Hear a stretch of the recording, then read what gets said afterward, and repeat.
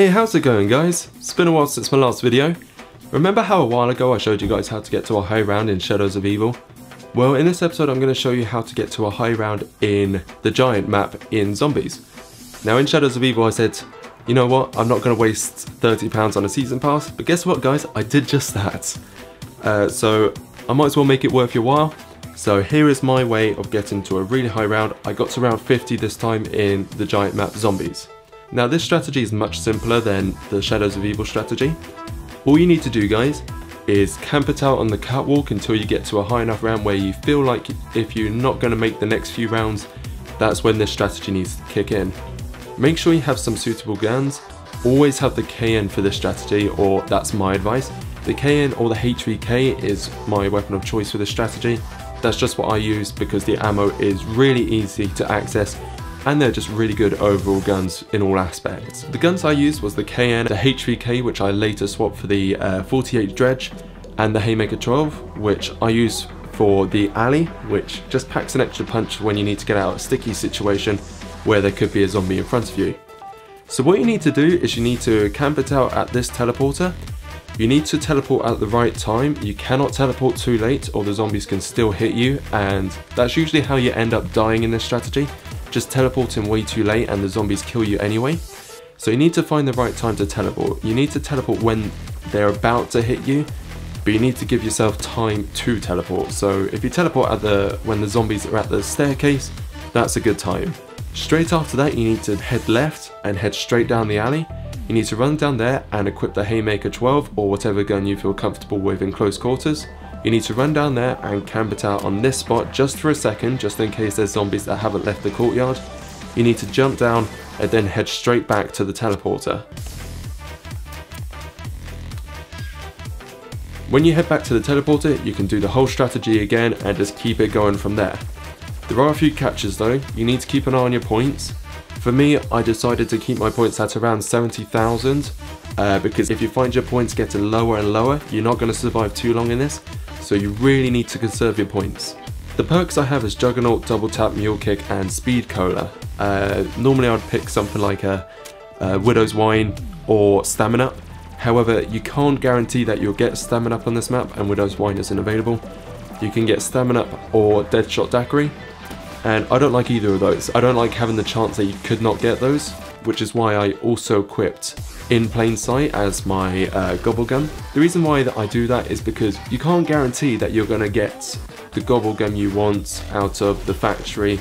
You can't guarantee that you're going to get Stamina Up. You could get Deadshot Daiquiri, so you need to pick the perks that will always be available to you. One of the things which is most important for this strategy, no matter what gun you use, is monkeys, obviously.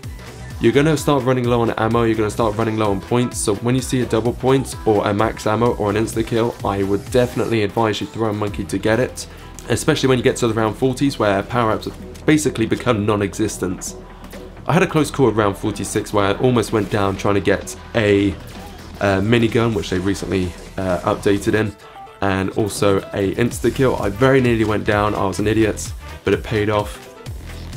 And also, one of the not so important ones but I use anyway are the trip mines. Just place a few on the left of the teleporter and it will slow the zombies down just a little bit. It could buy just enough time. Make sure that you pack a bunch of guns. I equipped the KN and the Haymaker with Thunderwall just to push any zombies away. I had turned on the HVK, although when I traded it for the 48 Dredge I equipped Fireworks to it, just because I felt Fireworks became more important at that round because it was an instant kill and it shoots all zombies around rather than in a straight line. But that's just me. If you know how to do the Easter egg, I may do a second video on how to do it. I would recommend the Annihilator. It's not very good, it's not a very good gun at past round 30. However, for a dog round, if you got no ammo, I would fully advise it. It is a great gun against the dogs. Another thing is always keep your points consistent. I use 70,000 points as my overall target in this game. And the reason why I did that is because when you start teleporting, it's 1500 to teleport and it's 4500 to buy ammo off the wall. It is incredibly important to keep a balance of your incomer points as well as your outcomer points. you need to make sure that your points don't decrease the further you go on, or else the strategy will of course no longer work. Just a small thing, which is what I did. I had all my guns except the Haymaker 12 fully upgraded. I just did that over time. It's just a better way of playing more to your style, which I would recommend. Of course these guns suit me, but if they suit you then you can feel free to experiment, though I would still recommend a shotgun for the alley. And yeah, that's basically it guys. I managed to get to round 50 this time, and I actually went down because a zombie snuck up on my left and took me out without me knowing. And it's a big shame because I thought that way was clear, so you need to make sure on the left is clear as well as the main staircase. And yeah, just upgrade your guns, find a way that suits you, and that's basically it. In a nutshell, teleport, run back to the teleporter, be quick about it. Don't waste time, especially in the alley. You need to be as quick as possible to avoid the zombies from coming out in front of you. So that's basically it guys. I hope you guys find use of this strategy. I hope you guys enjoyed this video. And yeah, when the Eisendrache is released, I said that really weird, when the Eisendrache is released, I will hopefully be doing another video on how to get to a high round in that when I find the strategy.